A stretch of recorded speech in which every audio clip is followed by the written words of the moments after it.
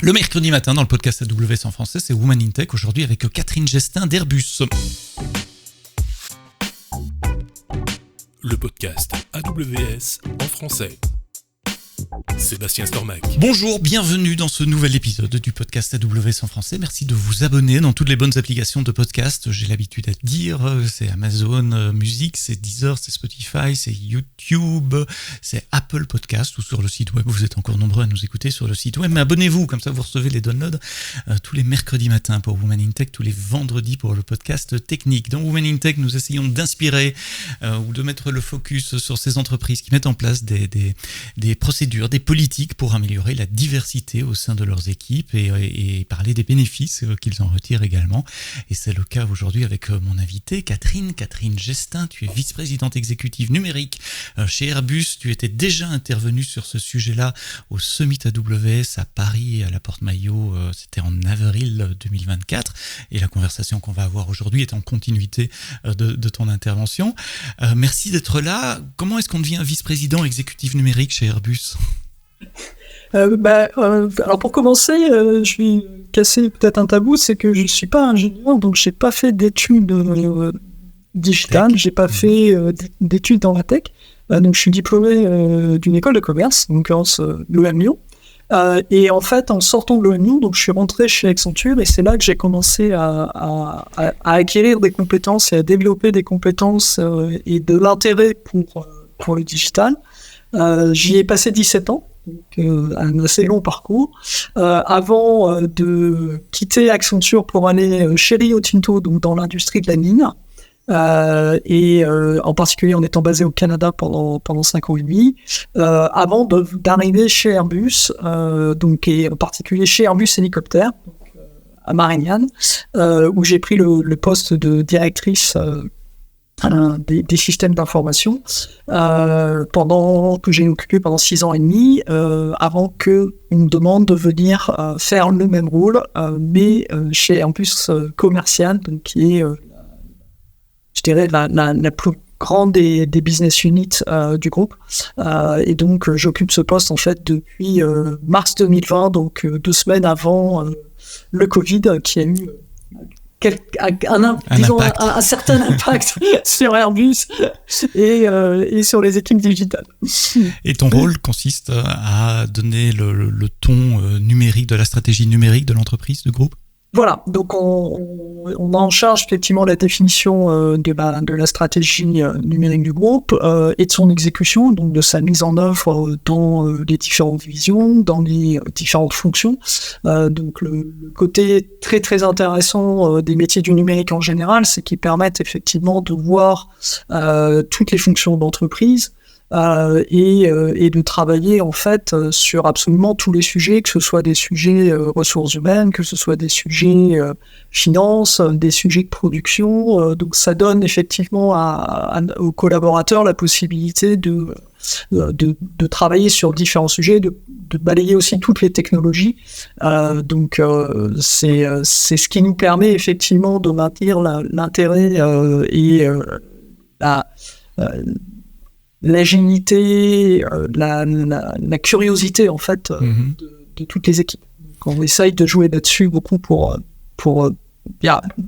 aider les gens à se développer et à pas s'ennuyer, disons, dans tout ce qu'ils font.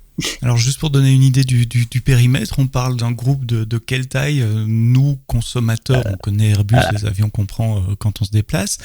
Il y a différents volets militaires, tu l'as mentionné également. Et je me souviens qu'il y avait quelqu'un qui avait parlé lors d'une keynote d'un AWS Summit qui avait expliqué les différentes branches d'Airbus. C'est quoi ton périmètre en termes de géographie, de nombre de personnes, de produits, de systèmes ? L'équipe, c'est un petit peu plus de 3000 personnes.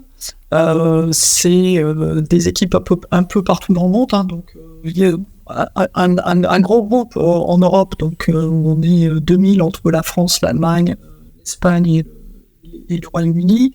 Un petit peu plus de 1200 en Inde, mais aussi 150 personnes aux États-Unis, au Canada, une cinquantaine de personnes en Chine, plutôt une vingtaine en Amérique latine et en Asie du Sud-Est et Pacifique.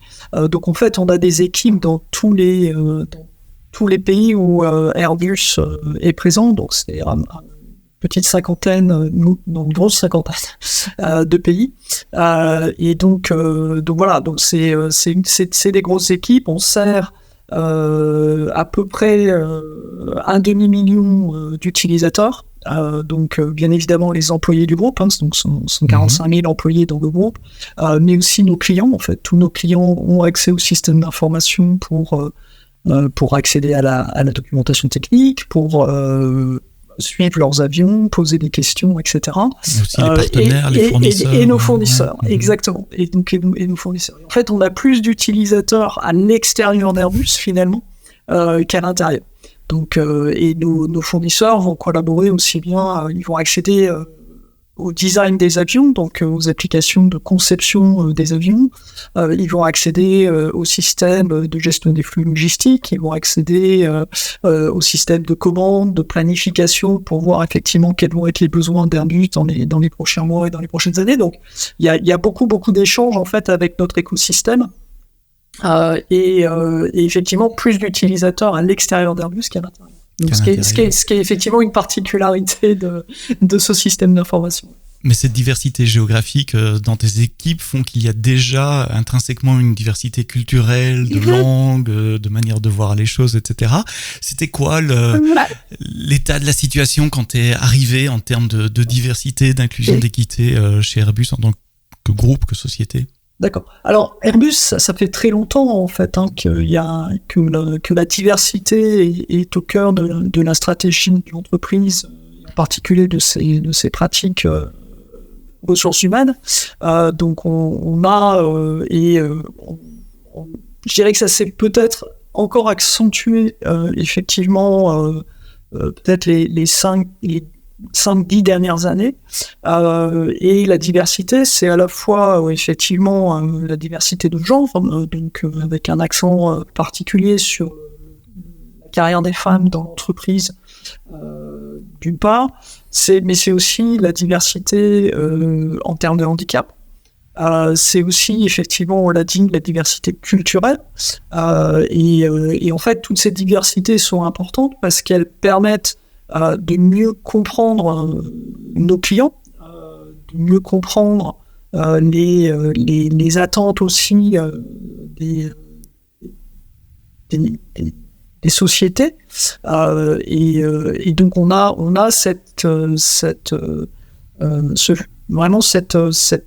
ce focus, je sais plus comment on le dit en français, pardon.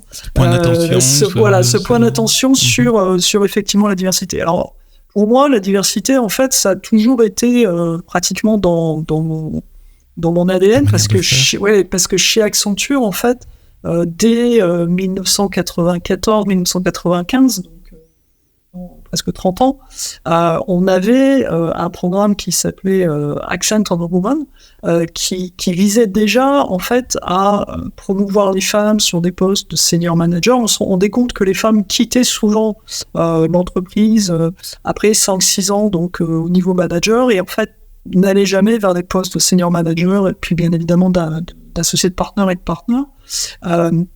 Et donc ce programme existait déjà à ce moment-là. Donc moi j'ai quasiment fait toute ma carrière avec des programmes de ce type-là existants, et j'y ai vu beaucoup de bénéfices dans mes équipes. Je vois le bénéfice en termes de créativité, en termes d'innovation,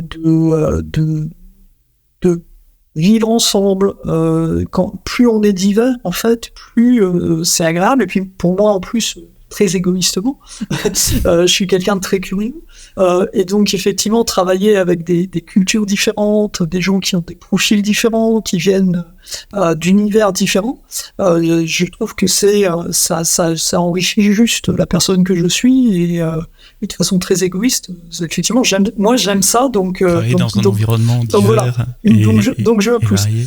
Voilà. Mais en arrivant à l'IT, en étant à la tête de l'IT, en tout cas du numérique, au sens peut-être un peu plus large, t'es peut-être arrivé au pire endroit pour mettre en place une culture d'inclusion et diversité. Parce que une des choses que j'ai appris en faisant ce podcast depuis plusieurs mois, que j'avais évidemment déjà constaté avant, j'ai pas attendu le podcast pour me rendre compte de ça, c'est que le monde de l'IT est souvent pas très divers, ou en tout cas les femmes sont peu représentées ou sous-représentées par rapport au reste de la population. Donc quelles sont les actions que tu as pu mettre en place concrètement pour améliorer la diversité au sein du numérique d'Airbus ? Alors, en fait, je me suis appuyé beaucoup sur des choses qui existaient déjà chez Airbus. Donc aujourd'hui, on se fixe au niveau du comité de direction de l'entreprise des objectifs de diversité pour le recrutement.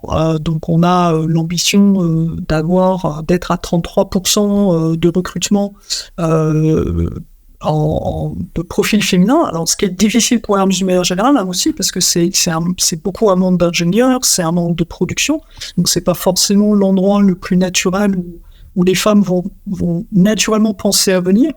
Donc on a peut-être un peu plus de travail à faire en termes d'action de recrutement, d'action de communication sur les métiers que l'on a dans l'entreprise.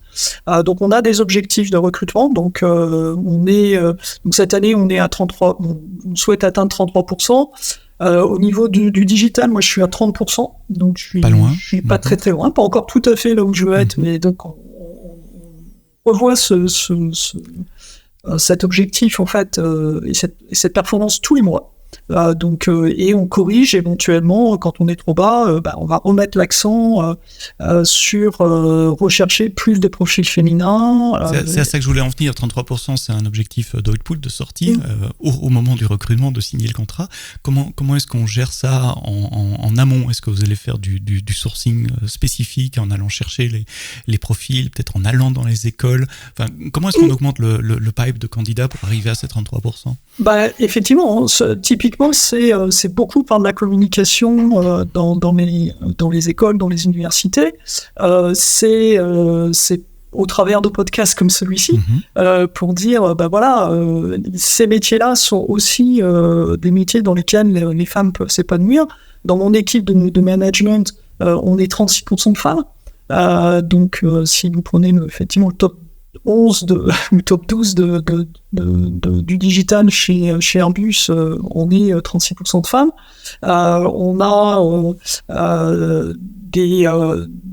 est à 25% de femmes, donc je suis 5 points au-dessus de la moyenne d'Airbus. Donc Airbus, il y a à peu près 20% de femmes aujourd'hui. Au digital, j'en ai 25%. J'en ai même plus si je regarde l'Inde. En Inde, j'ai 39% de femmes. Donc, ce qui prouve bien que c'est pas un métier qui est interné aux femmes. Donc, et on a énormément de femmes qui sont très performantes dans ces métiers-là. On en a également 34% au Portugal. Donc, voilà, et c'est effectivement beaucoup via des actions de communication. On accueille aussi des collégiennes.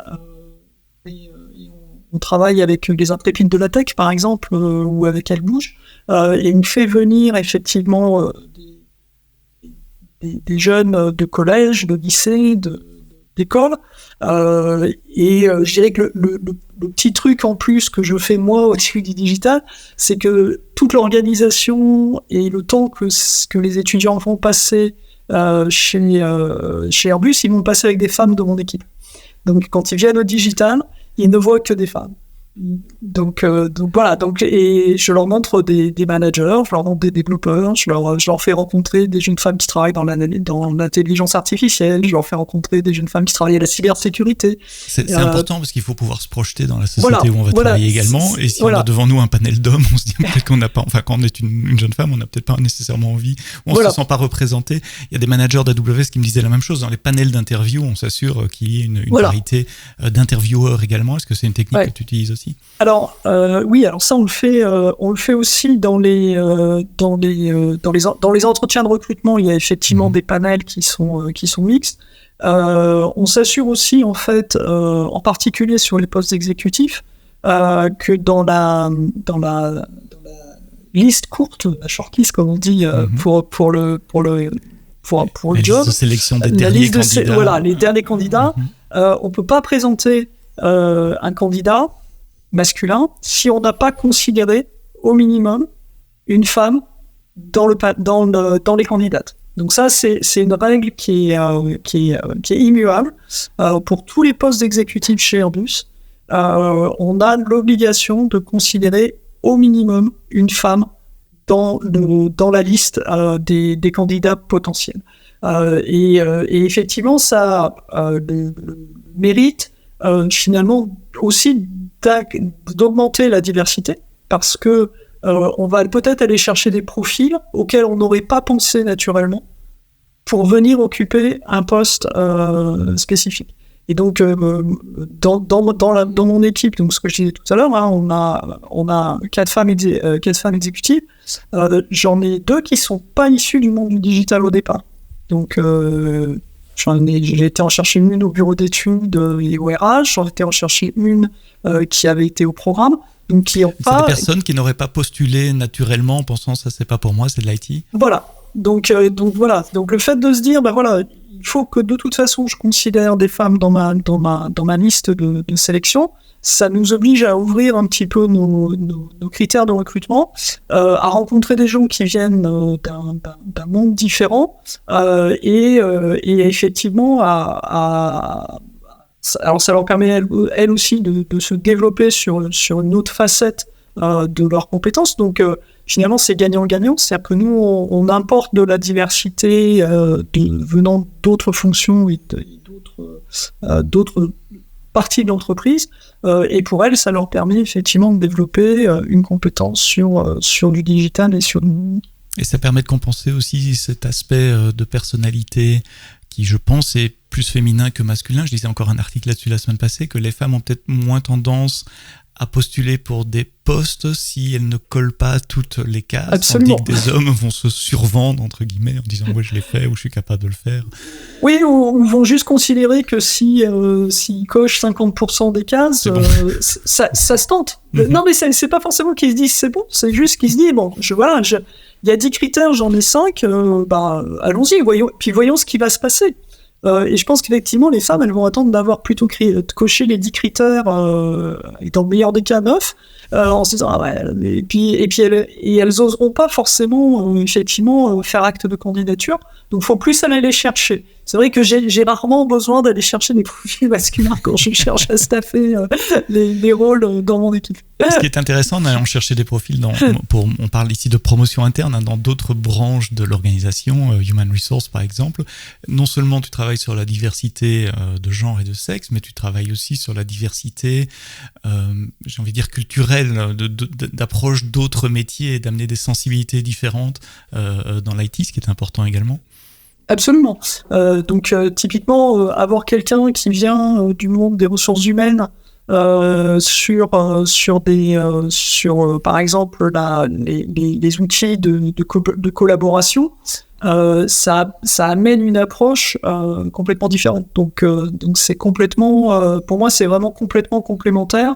Et encore une fois, je pense que je suis fondamentalement convaincu que la diversité amène de la créativité, de l'innovation, et qu'il faut toujours, quand quelqu'un apporte un point de vue différent, un axe de réflexion différent, il faut toujours se poser la question et toujours bien écouter, parce que c'est vrai qu'on peut aussi avoir tendance à dire pourquoi est-ce qu'il dit ça, quoi? C'est complètement décalé, c'est pas du tout ma façon de penser. Au contraire, c'est à ce moment-là, c'est quand on se dit mais qu'est-ce qu'il dit là, qu'il faut justement être très attentif, parce qu'il y a peut-être quelque chose à aller chercher auquel nous on n'aura pas pensé naturellement parce qu'on a tous nos pieds. Donc, et les gens dans le digital sont pas différents.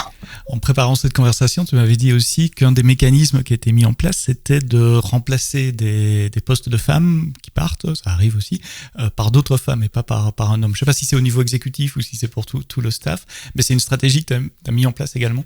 Oui, c'est une stratégie que j'ai mis en place. C'est-à-dire qu'en fait, moi, je suis très très attaché à la balance que j'ai trouvée dans mon équipe de management.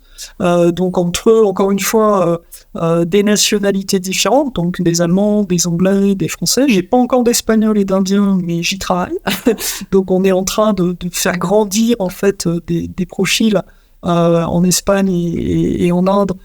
Pour qu'ils puissent rejoindre l'équipe de management dans les 2-3 ans qui viennent.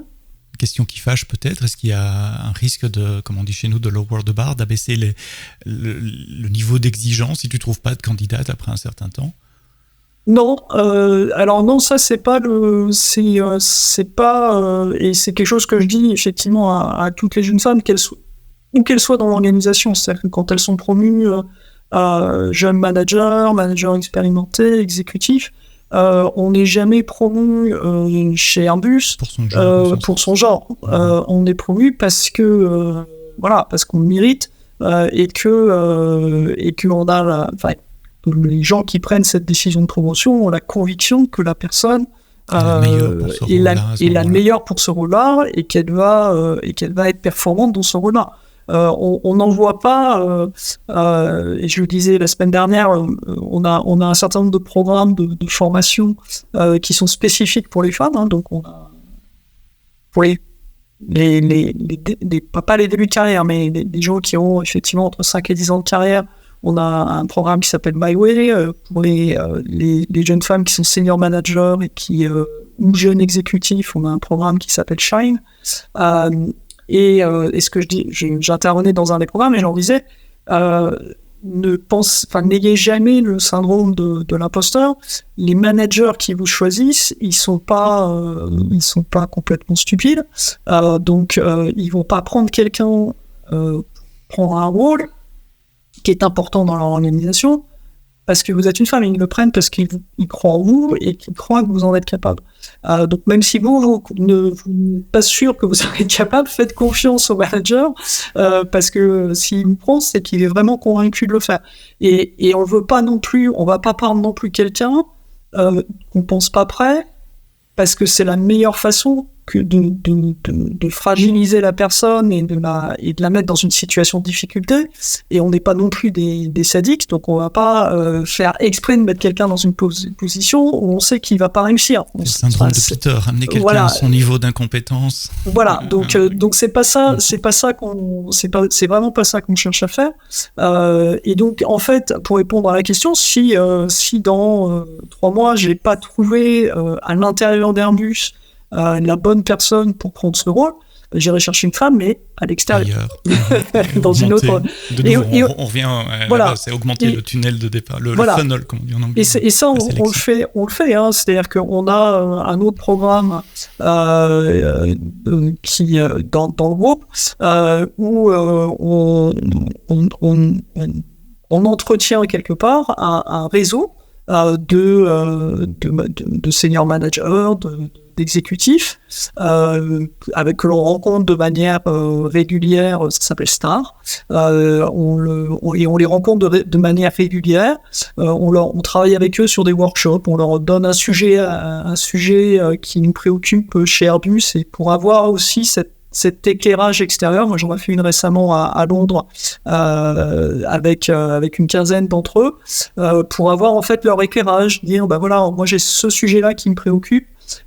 Qu'est-ce que à votre avis je devrais faire, comment je devrais m'y prendre, quel type de partenariat je devrais aller chercher, est-ce que je dois le développer en interne, est-ce que je dois aller chercher des partenaires à l'extérieur, donc on fait ce genre et donc on a un réseau comme ça, peut-être 200, 300 managers alors dans le digital mais dans d'autres métiers aussi, pour venir justement staffer ces rôles-là quand on ne trouve pas en interne. On va d'abord chercher en interne, et puis si on ne trouve pas en interne, on va aller chercher à l'extérieur. Est-ce qu'il y a des différences culturelles à l'international, comme tu as une équipe internationale, tu as parlé d'Inde, d'Asie, d'Amérique latine, d'Europe. Est-ce que tu vois que ces sujets de diversité et d'inclusion sont plus difficiles ou plus faciles à faire passer en fonction de la nationalité ou en tout cas de la région géographique? Alors, il y a effectivement des différences. Ça, c'est très net. Il y a, alors, de manière surprenante, peut-être, l'Inde, en fait, est un pays où la place des femmes dans le digital est un non-sujet. Donc, un non-sujet positif, je veux dire, c'est où il y en a pas. Non, c'est pas vrai, il y en a beaucoup, je les vois. Il y en a beaucoup. Ouais, non, il y en a beaucoup. Moi, j'en ai 39% dans mes équipes à Bangalore. Et dans la société, c'est parfaitement voilà, c'est parfaitement normal que des jeunes femmes travaillent dans le digital. Après, ouais, Amérique du Nord, c'est un non-sujet aussi. Je pense qu'ils sont même un petit peu plus avancés que l'Europe sur ces sujets-là. Donc le sujet de la diversité est parfaitement reconnu. Et la place des femmes dans l'entreprise est pas discutée ou discutable. Pareil au Canada. Donc voilà. Donc oui, on voit des différences. D'un pays sur l'autre. Typiquement, aujourd'hui, aux États-Unis, ma problématique entre guillemets de diversité, elle n'est pas tellement sur homme-femme, elle est beaucoup plus raciale. Donc sur l'origine des personnes. Donc est-ce que j'ai assez de personnes de culture hispanique, de culture voilà. Donc c'est là-dessus qu'on est beaucoup plus challengé que homme-femme, parce que finalement on a atteint des équilibres qui sont beaucoup plus qui sont meilleurs que ceux qui arrivent en place plus naturellement qu'en Europe. Donc, voilà. La diversité, c'est pas que le genre, tu l'as dit, c'est également les aspects de race, même si j'aime pas utiliser ce mot-là. Enfin, d'origine ethnique. Ouais, d'origine ethnique, voilà, c'est le bon.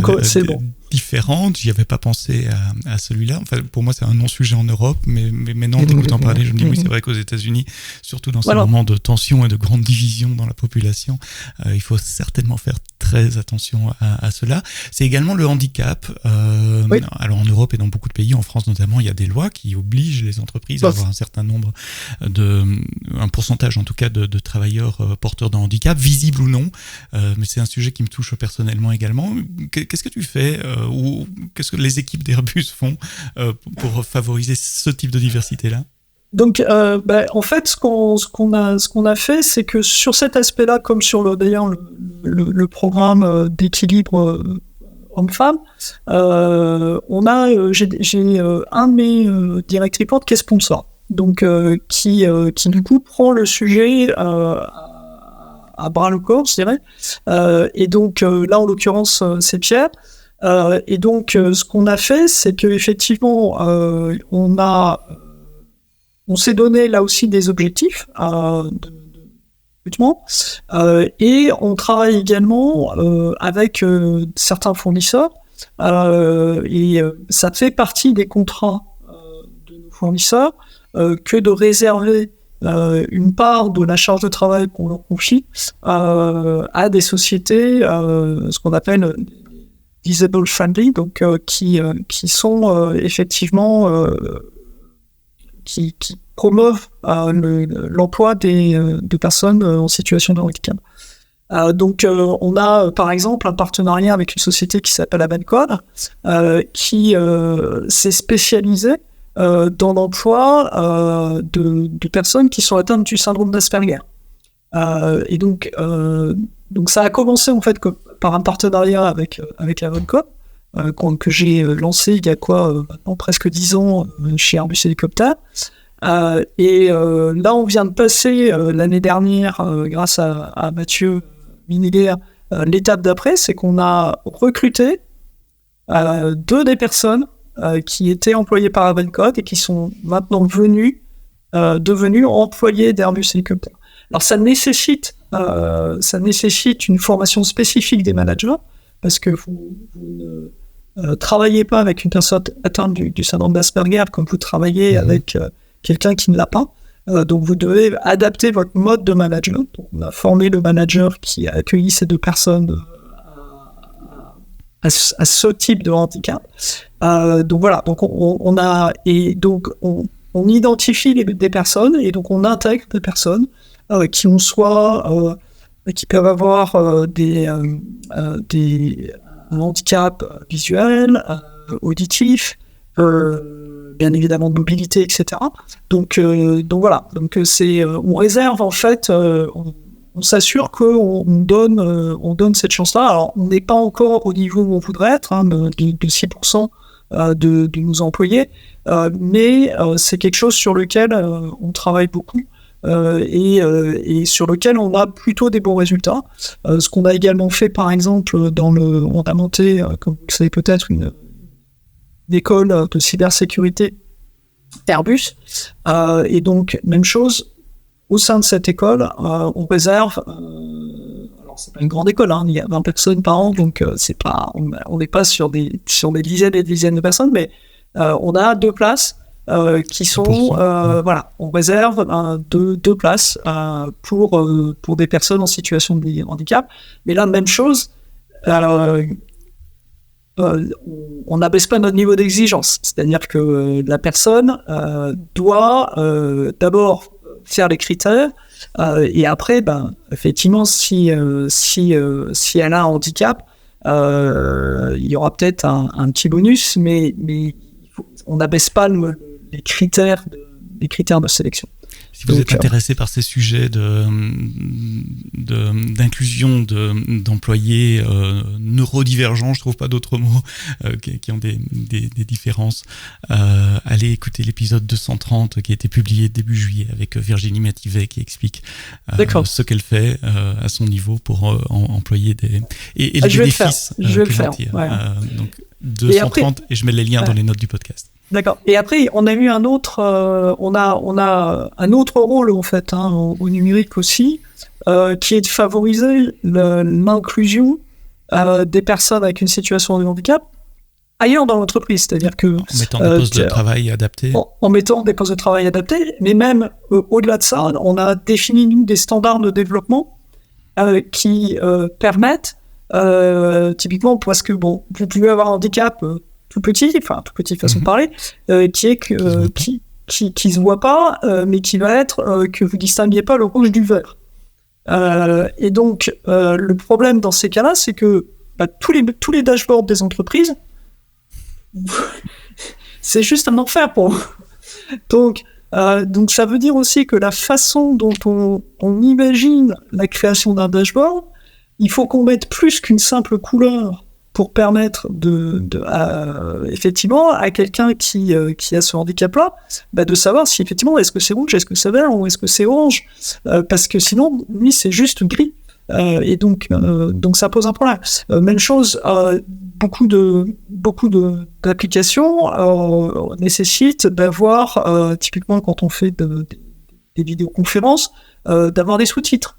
Donc ça veut dire que vous devez aussi sélectionner vos solutions pour qu'elles aient les fonctionnalités qui permettent à des personnes malentendantes de participer à une réunion. Donc et ça c'est quelque chose que nous on a intégré en fait dans nos standards de sélection de solutions et nos standards de développement pour s'assurer que autant que faire se peut, on promeut la diversité et l'inclusion de personnes avec des handicaps. Ça fait quelques années que tu es en place chez Airbus, que ces politiques sont mises en place, que tu travailles avec tes équipes à améliorer ces aspects de diversité et d'inclusion. Quels sont les retours que tu peux faire maintenant que tu as un peu de recul? Quels sont les résultats observés? D'accord. Le premier, j'en ai déjà parlé, c'est effectivement dans une équipe, le plus de diversité on a, meilleure est la créativité, meilleure est l'innovation. Ça, c'est incontestable. C'est pas juste moi qui le dis. Il y a des dizaines d'équipes, d'études qui l'ont démontré. Donc ça, c'est un vrai enjeu. pour la performance de l'entreprise, parce que derrière ça va venir améliorer la performance de l'entreprise. Après ça, ce que je vois aussi, c'est que ça améliore notre attractivité. C'est-à-dire le fait qu'on soit reconnu pour ça, et que Airbus soit souvent cité, participe dans des forums, etc., et montre son attachement à ces valeurs-là, ça améliore aussi l'attractivité d'Airbus. Donc, quelque part, ça facilite le recrutement. Ça améliore notre rétention, parce que c'est aussi un critère qui est de plus en plus important pour nos employés. Je citerai une anecdote où il y a 2 ans, on avait déposé un dossier pour les DSI de l'année, où justement on promouvait, c'était pour le prix de l'entreprise engagée ou de la DSI engagée. Et il se trouve qu'on a gagné ce prix. Donc on en était très fiers.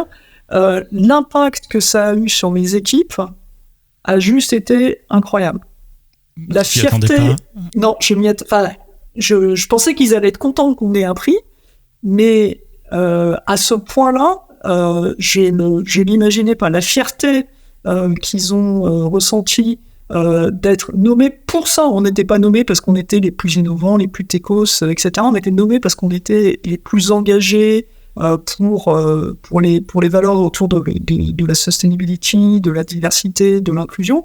Ça leur a... et d'ailleurs, je n'ai toujours pas récupéré le prix en question, donc puisque je l'ai fait tourner dans les équipes, et ça fait 2 ans, et il est toujours pas revenu dans mon bureau.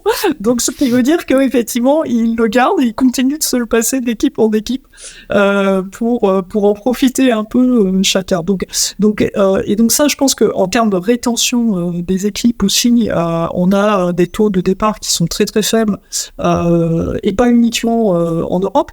En Inde, par exemple, je suis à 4,5% de départ.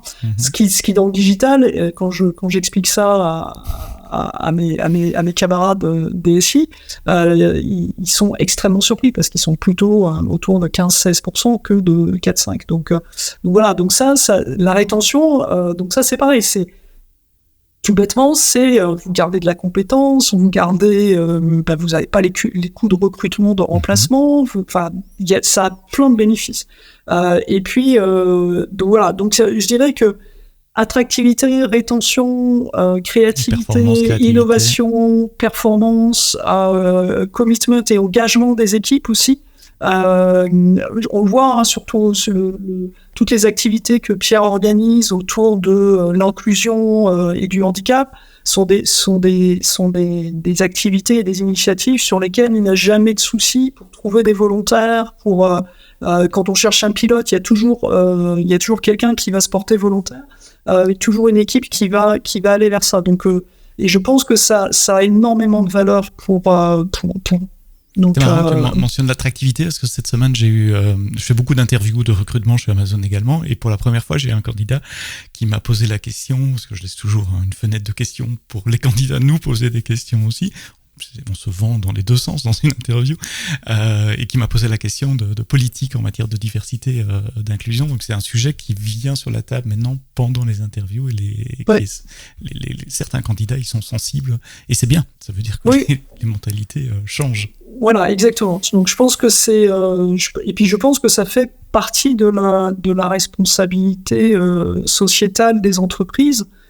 D'être aussi le reflet de la société un peu plus au sens large, et donc de trouver une place pour tous les types de diversité auxquels on est confronté dans le vrai monde. Donc, et moi j'ai été extrêmement frappé par je pense que ce qui s'est passé cet été avec les Jeux paralympiques de Paris a changé fondamentalement la vision.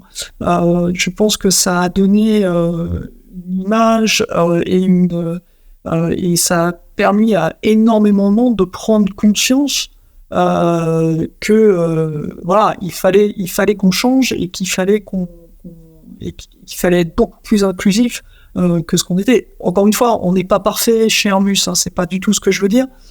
mais je voudrais je pense qu'il y a une vraie volonté, il y a un vrai engagement de toute la direction générale. C'est des sujets dont on parle en comité exécutif, hein. C'est pas juste un truc qu'on fait à côté, et puis c'est vraiment des sujets dont on parle au niveau du comité exécutif, et sur lesquels on est vraiment engagé. Et on veut faire mieux que ce qu'on fait aujourd'hui. On veut avoir plus de femmes, on veut avoir plus de personnes en situation de handicap, on veut plus de diversité. On veut être plus le reflet en fait de la société dans laquelle on vit. La diversité et l'inclusion au sein du groupe Airbus, les stratégies, les tactiques mises en place et puis les résultats. Merci Catherine d'avoir levé un coin du voile sur tes actions, les actions de tes équipes et les résultats observés à ce sujet. Catherine Gestin, vice-président exécutif numérique chez Airbus. Merci d'avoir écouté ce podcast AWS en français jusqu'au bout. Rendez-vous vendredi avec un nouvel épisode. Vendredi, on parlera tech et nous parlerons plus précisément d'un concours qui s'appelle World Skills Cloud, un concours de compétences en général. Il y a un volet cloud et j'aurai un membre du jury français et le représentant français à ce concours vendredi au même endroit dans vos applications de podcast. Mais d'ici là, quoi que vous codiez, codez-le bien.